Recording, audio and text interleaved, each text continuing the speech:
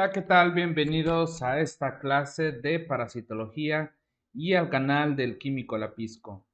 El día de hoy estaremos estudiando el parásito de Sarcocistis lindemani. Así es que vamos a iniciar con nuestra clase.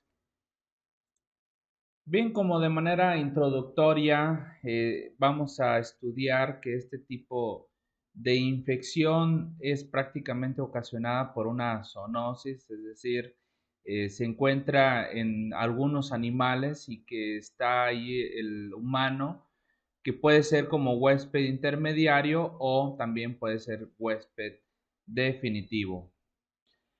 Y estaremos analizando que esta enfermedad, de hecho, se puede presentar en diferentes animales, en los cuales estarían las ovejas, los caballos, los cerdos, los perros, los gatos, conejos, entre otros, entre los cuales pues pudiera estar ahí de manera igual que en los seres humanos, de manera definitiva o en algunos casos de manera intermediaria. Entonces podríamos decir que la infección prácticamente actúa en dos huéspedes, el intermediario y el definitivo, y este último vendría siendo un carnívoro de aquella presa que ha depredado. El nombre prácticamente de este grupo de protozoarios se propuso debido a la presencia de los sarcoquistes intramusculares en los seres humanos que tienen diferente aspecto morfológico en comparación con otros y que tal vez son varias especies involucradas en las infecciones humanas. Las características que tiene este microorganismo es que es un coccidio que tiene características muy similares a las de otros protozoarios, sobre todo los que son de apicomplexa, que posee dos tipos de anillos, polares y apicales. Asimismo, rhoptrías, micronemas, conoides, microporos, mitocondrias y gránulos de amilopectina. Se ha visto que la fase infectante, ya que tiene varios estadios, este microorganismo, y la fase infectante vendrían siendo el esporozoito. Sin embargo, podemos observar que también puede llegar a tener la morfología o el estadio de gametocito, el gameto o quiste y de nueva cuenta un esporozoito. Entonces, la fase infectante vendría siendo el esporozoito, el cual se encuentra dentro de un esporoquiste, que a su vez este se vendría a alojar en el interior de un ooquiste. Con mayor precisión, podríamos decir que el ooquiste contiene dos esporozoitos que más adelante observaremos en algunas imágenes, y cada uno de estos podría incluir hasta 4 esporozoitos. La fase infectante para el huésped definitivo viene siendo un quiste denominado de manera específica, que ya mencionamos en la diapositiva anterior, como sarcoquiste, que puede contener decenas de cientos de parásitos en fase de merozoito. Cabe mencionar que antes de madurar a merozoito recibe el nombre de metrocito y luego merozoito inmaduro y al final podríamos decir que es el merozoito maduro, todo ello dentro del sarcoquiste. Como podemos observar en su ciclo biológico, prácticamente el huésped definitivo vendría siendo el carnívoro, aquellos que se alimentan de otros animales, el ser humano pues vendría estando entre ellos y se infecta al ingerir la carne cruda o mal cocida de modo insuficiente de un animal cuyos músculos o algunos otros tejidos que podríamos detallar más adelante pues, contienen los arcoquistes. Entonces, al pasar estos arcoquistes por el contenido gástrico, se destruye la pared quística, los merozoitos se liberan y pueden llegar hasta el duodeno. Y a lo largo del intestino delgado, cada merozoito viene a penetrar las vellosidades intestinales y sobre todo de manera particular a nivel de la lámina propia y se introducen en las células del huésped. Y no se debe de olvidar que estos coccidios son parásitos intracelulares obligados.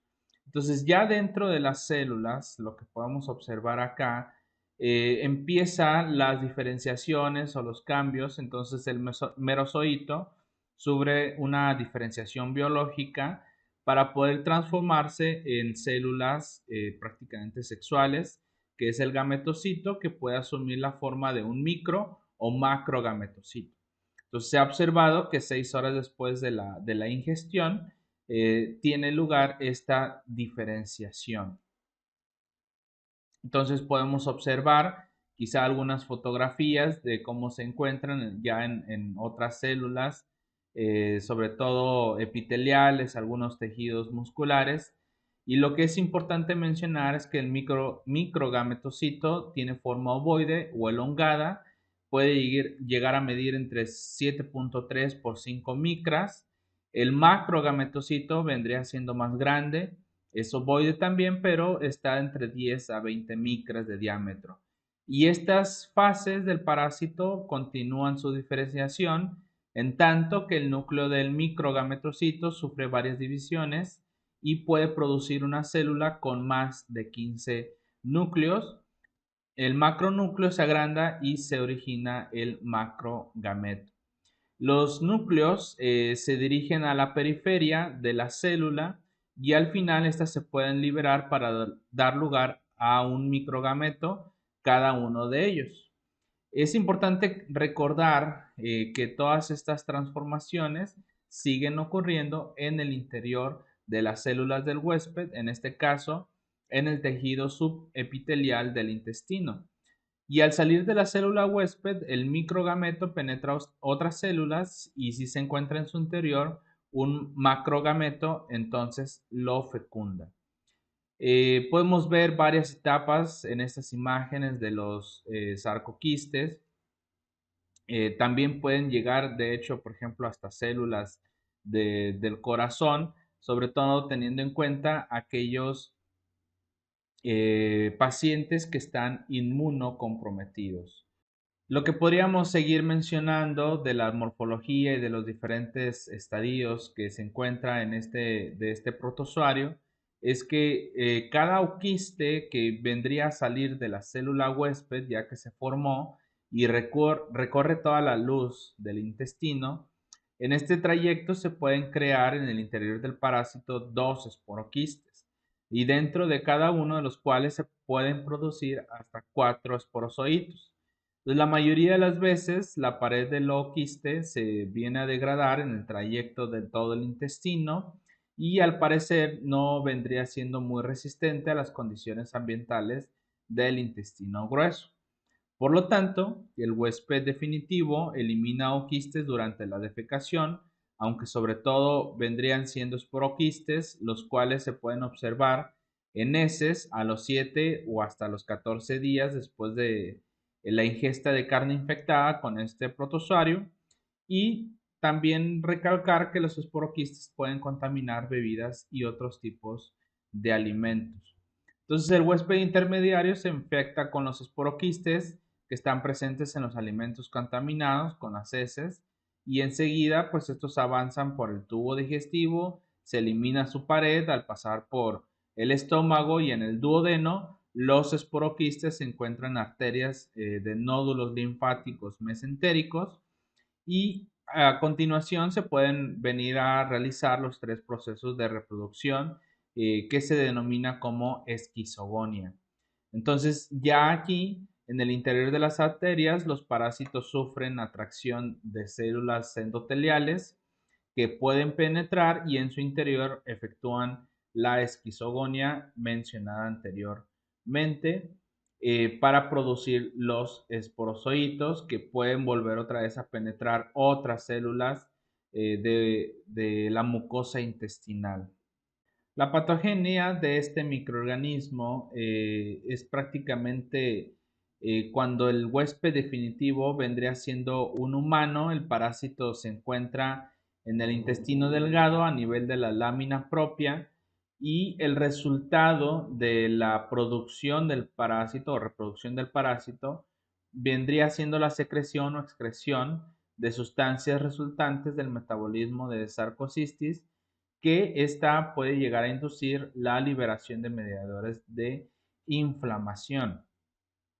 Por consecuencia, pues vendría a producirse lo que es una enteritis con presencia de eosinófilos e infiltrado de polimorfonucleares.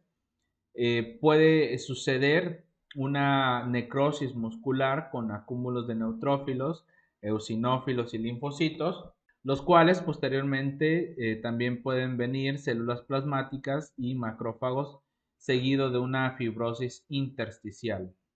Lo que también se podría observar es que se aprecia una vasculitis en las fibras musculares y también en el tejido subcutáneo, y al parecer esta es ocasionada por las etapas de desarrollo en la sangre o las reacciones de antígeno-anticuerpo. En las manifestaciones clínicas, ya después por su patogenia, se puede observar que en la infección intestinal pudieran llegar a existir síntomas ligeros de malestar abdominal, náuseas y diarrea posteriores a la ingesta de la carne de res infectada, pero que vendría con una gran cantidad de parásitos. Desde el punto de vista clínico, este puede tener un inicio explosivo dentro de 6 a 24 horas tras el consumo de los alimentos. Pueden llegar a desarrollar la diarrea, vómito, escalofríos y diaforesis, que pueden evolucionar dentro de un lapso de 12 a 24 horas, y los esporoquistes se han observado también después de 11 a 13 días y pueden continuar liberándose hasta por 71 días aproximadamente. En cuanto al cuadro clínico de una infección muscular, esta se caracteriza por el mismo dolor muscular y tumefacción inflamatoria subcutánea en diferentes partes del cuerpo, con duración de 2 a 4 días, asociándose de fiebre y el mal estado general. También se ha llegado a reportar el broncoespasmo, se puede observar disfonía secundaria a daño laríngeo, y la eosinofilia es muy común en estos pacientes. Así es que el diagnóstico pues, se puede llegar a realizar por coproparasitoscópico, pero sobre todo con la técnica de Faust, que permite la observación de los esporoquistes y menos la de ooquistes. El diagnóstico también se puede considerar o se debe considerar los antecedentes del consumo de carne cruda o mal cocida de res o de cerdo, y la eliminación del parásito en las heces puede persistir hasta por 2 meses.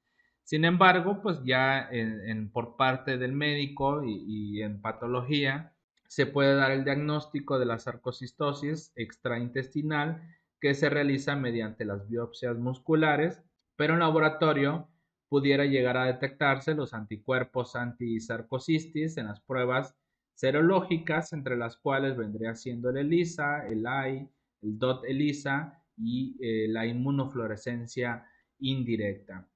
Como podemos observar, aquí se observa al oquiste de sarcocistis. Y podríamos observar cómo se observa de una biopsia donde se observa dentro de las células musculares a este parásito. Y el tratamiento, prácticamente se puede mencionar que la ingestión sea de una dieta ligera, blanda y sin irritantes, ya que la sarcocistosis intestinal vendría siendo autolimitada y el tratamiento pues solo es a base de esta dieta. Asimismo, pues es importante evitar la deshidratación, así es que el paciente tendría que estar con suficiente hidratación y electrolitos para evitar algún problema, y en los casos de la necrosis está indicada la reparación quirúrgica para extirpar la región del intestino afectado. Y en dado caso que persistan las infecciones, se pueden llegar a proveer o a dar el tratamiento de la trimetoprim con sulfametoxazol. Así es que muchas gracias por su atención. Nos vemos en los siguientes videos.